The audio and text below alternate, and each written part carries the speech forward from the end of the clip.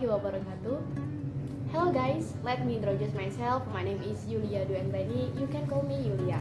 I'm from class 2D Mathematics Education, Raden Intan Lampung State Islamic University.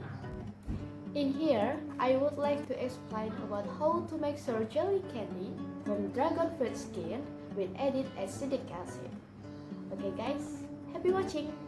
The first, prepare the ingredients like dragon fruit skin, sugar, red jelly, water, and the last acetic acid. The first step, blend the dragon fruit skin until smooth.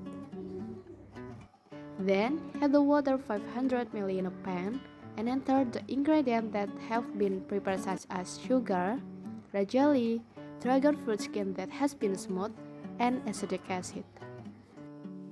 Don't forget to keep stirring so it doesn't clump. After boiling, turn off the stove. Then pour the dough in the tray.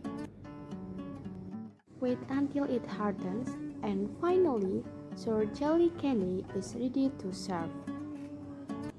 The use of acetic acid here is a sour taste substitute for tamarind, which tamarind can have a negative impact on health, such as stomach acid, increased calories, and much more.